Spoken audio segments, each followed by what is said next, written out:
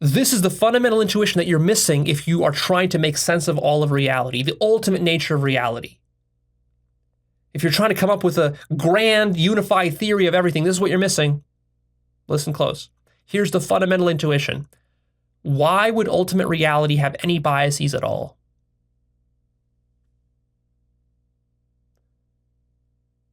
Can you intuit that ultimate reality should be perfectly symmetrical? Perfectly unbiased. Think of bias as an asymmetry within consciousness. If consciousness was purely symmetrical, the highest form of consciousness is so purely symmetrical and even-handed and even-minded that it has no biases or preferences whatsoever for any part of itself. It's a complete unity.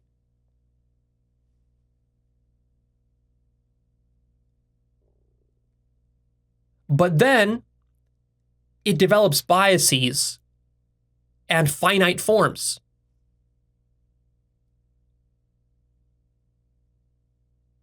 In its pure state, in its highest form, when consciousness is just a pure formless singularity, completely undifferentiated, that's the Godhead. When that is the state of consciousness, it's complete, it's undifferentiated, and there is no difference between one thing and another thing. It can't like one part of itself more than any other part because they're indistinct, literally. There are no physical objects yet. Physical objects didn't come into existence. For a physical object to come into existence within consciousness, what has to happen is that it has to develop a form, which is already a sort of bias at the physical material level. So at the metaphysical level, which is the deepest level, consciousness is completely unified. This is like what consciousness was before the Big Bang, we might say, or what the universe was like before the Big Bang. Then, for the Big Bang to happen, the Big Bang event, we might say, at the physical level, what it is it is a development of bias. It's a bias towards form away from formlessness. So forms get created. Those forms fractionate and break apart and subdivide infinitely to create all of the plethora of forms that you see around you today. Stardust and planets and suns and moons and trees and rocks and rivers and asteroids and humans and everything else. And as the forms are subdividing, the forms take on biases, especially as the forms get attached to surviving and maintaining their form, because initially in the universe, no form cared about maintaining its form.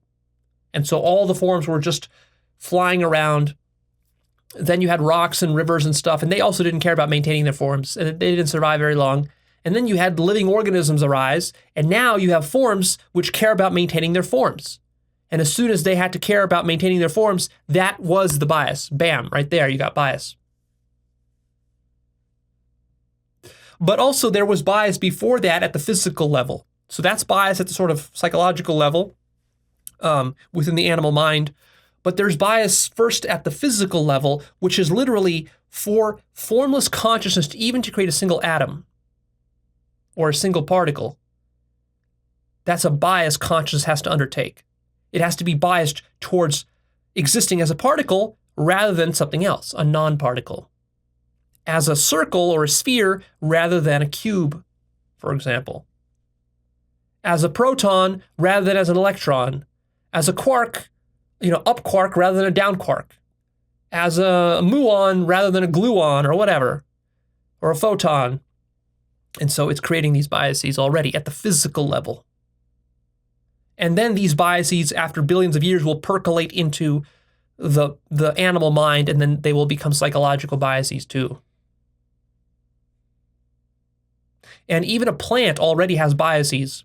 You put your plant near the window where the sun is shining, and you have two windows, one where the sun shines, one where it doesn't. The plant will actually turn itself towards the sun. How is it doing that? It has biases towards light and towards warmth or whatever. It has biases towards oxygen and other things, and biases away from certain chemicals and certain animals and other stuff. Even in a plant, that exists already. So first I want you to see that every finite object in the world is a bias within consciousness. Even a physical thing like a chair. A chair is a bias within consciousness. If it wasn't biased, it couldn't exist as a chair. It would be infinite. It wouldn't be finite. And then, of course, I want you to notice that all human minds and animal minds are biased, whether it's plants or ants or your cat or your dog or your child or you or your spouse. And also all institutions. We can go an order above that to a collective level. All institutions, all groups, all political parties, all corporations, all clubs, guilds, military units, nations, tribes, sports teams, they're all biased. Can you see that? Every sports team wants to win the championship for itself, not for somebody else. Do you think God cares which sports team wins?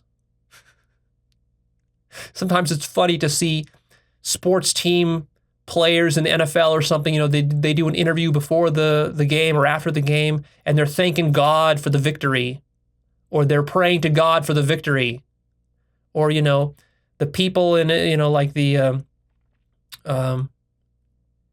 terrorists in the Middle East are praying to Allah for victory over the infidels, and then American soldiers are praying to God for victory against the terrorists.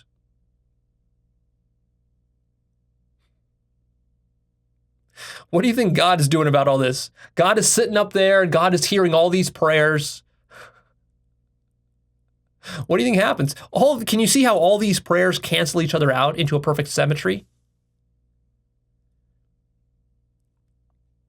If every sports team prays to God to help them to win the championship, and God helps everybody equally, then it's as though God didn't help anybody at all.